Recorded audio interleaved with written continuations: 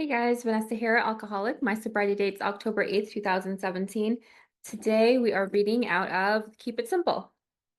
And I am going to be reading for today's date, which is, I actually don't know, 25th.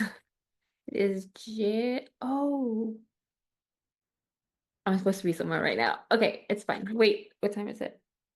Okay, I still got time. January 25th. The best place to find a helping hand is at the end of your own arm. Swedish proverb. During our illness, we hurt ourselves as we hurt others. We messed up a lot. So, a lot of us come into recovery not trusting ourselves very much. The truth is, as addicts, we couldn't be trusted. But in recovery, we can be trusted again. We can again live and love ourselves. We do this by finding our spiritual center. This is the place inside of us where our higher power lives. We turn our will and our lives over to the spiritual center. We do as our spiritual center tells us, and from our spiritual center, we'll find our values. We'll live better lives. We'll come to trust ourselves again. Prayer for the day. Higher power, thank you for helping me. Believe in myself again. I'll treat myself with love and kindness. I know I deserve it now. Action for the day. Today, I'll list 4 ways I couldn't be trusted during my addiction. I'll also list 4 ways I can now be trusted. Okay, well, I could list off way more than 4 ways you couldn't trust me, but um, thankfully I can list a lot more ways for now with the ways that I can be trusted. So, yeah, this is again where I don't really understand where the best place to find a helping hand is at the end of your own arm, sure, but what that has to do with trust, I'm not totally understanding here. But yeah, I mean, I guess the best place to start when you're in trouble and you need to get help is to try to help yourself. I don't know. That resonates for me. Then if you can't help yourself, then try asking somebody else for help. But I think that the bigger picture here is about being able to trust ourselves to help ourselves and being able to trust ourselves to ask for help when we need it. There are a lot of times in recovery where I just wasn't trustworthy at all. And especially that I just couldn't trust myself. This is still something I'm trying to unlearn, and it's really difficult if you surround yourself with people who are also not trustworthy. So, for example, I if I engage in relationships with somebody and I just know that this isn't actually where I want to be, this isn't going to go where I want it to go, and I voice that as a concern, because I'm a very honest person and I will make that kind of known. Um, I've in the past let myself be talked into thinking I wanted something different and let myself be talked into being okay with something less than what I was desiring and or something just not aligned with what I wanted. And um, you know, then I began to second guess myself and be like, maybe I don't want this, this isn't what I want, or maybe this is what I want. And I begin to kind of fall back on my own trust and my own judgment, and I begin to second guess my own intuition and my own, yeah, judgment on things. And so then I lose my own trust and I let myself be talked out of what it is that I'm actually desiring or whatever, right? And in times when that's happened in my sobriety, and that happened a lot in my addiction and my alcoholism, it happened a lot every single time, I did something that I didn't want to do. um, I didn't have my own back, basically. And I let other people who were less trustworthy than I was talk me into things that were not good for me. And I let myself, I had put myself in that position with those people and against my own better judgment.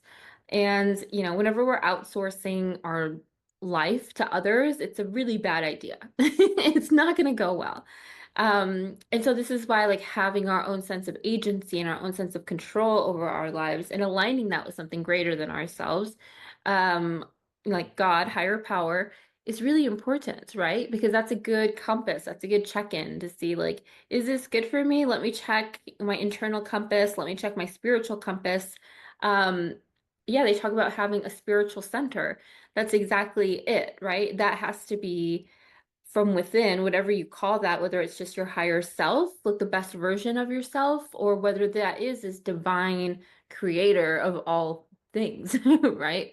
And so being able to trust that still, inner voice that comes when we can really get honest with ourselves is incredibly important. And not being able to be shaken from that, uh, regardless of external circumstances, is also very important, right? Um, and the thing is that, yeah, when we live from that spiritual center, we'll find our values. And there's a lot of ways to describe this spiritual center. The way this is when I talk about mystical sobriety or Christian mysticism, and we're talking about, being in communion, in union with God, when I'm sitting in complete silence and in meditation, and almost in like this, almost like just I don't even know how to describe it. It's just like this willingness. It's just this willingness to want to be present and to engage with this loving, pure, honest, giving presence that is around me all the time and is around you too, by the way. Um, it is when I am willing to engage in communion, in union with this presence, that is my spiritual center. So if shit's going crazy around me, or I am just like in like losing my mind, I'm stressed out, or I'm angry about this, or I'm resentful about that, or I'm depressed about this, or even overly excited about this other thing. Because even the like high that we can get from like excitement and from like even all the good feelings, like that can be an emotional roller coaster as well. So that's something to keep, not to like damper our mood, but like to really look at, is this joy? Is this a deep sense of joy that comes from a place of peace, or is it's an excitement? Is this a thrill that comes from another place? Is it from ego? Is it from, just sensationalism, or just lust, or whatever, right? And so all of that to say that when I'm feeling kind of off kilter either way, when I can recenter myself in the spiritual center that I call God, that you call whatever you want to call it, um, that is when I can really begin to make decisions that I trust. And I had to do this a lot, actually.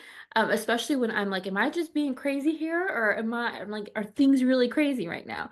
Or like, am I being crazy? Are they being mean? Am I really in the wrong here? Am I the asshole? Like when I'm able to really like, and I don't know, I just have to sit. I have to sit and be willing.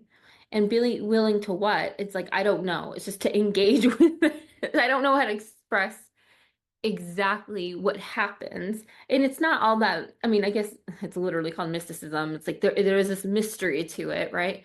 But like I interviewed today Father Bill Wilson, and he has popularized this method of prayer called two-way prayer, and I've talked about it numerous times on this channel, where you sit with a notepad and a pen, and you sit in silent meditation, and with the intention, make you can write a question at the top of the page, you can ask God a question, and you begin to write, and you begin to write from the position of how God would speak to you. And if you can't tap into that presence, if you can't tap into that, you don't know what God would say to you, then imagine it, right?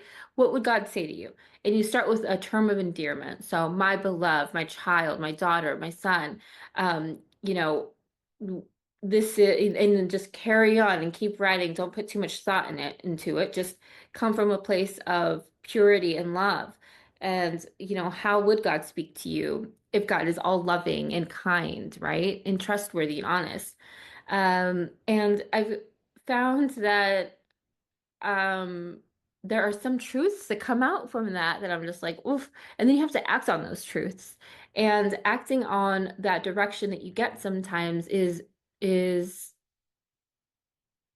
life changing, honestly. Um, and it comes from such a place of inner knowingness that you it requires an ultimate level of trust within yourself and with your God, of what it is that the next step is. And so as long as we're operating from that place, we can begin to trust ourselves, because in my addiction, that I was not operating from that space. Okay, I was operating from a place of selfishness and fear and ego, and like, what do I got to do to save face, and what do I got to do to get this and get that, and what do I got to do so that this person sees me in that way, and then this person gives me what I want, and so that this person doesn't see me in this way, and that this person never finds out what happens, like, it was just that all the time. And that's not a trustworthy way to, live life. So, anyway, I don't know how, if that's 100% in alignment here with what we're trying to talk about, but I'm going to go through, read this again, and I'd love to hear about your experience with this. January 25th. The best place to find a helping hand is at the end of your own arm. Swedish proverb. During our illness, we hurt ourselves just as we hurt others. We messed up a lot, and so a lot of us come into recovery not trusting ourselves very much. The truth is, as addicts, we couldn't be trusted. But in recovery, we can be trusted again. We can again live and love ourselves. We do this by finding our spiritual center. This is a place inside of us where higher power lives. We turn our will and our lives over to our spiritual center.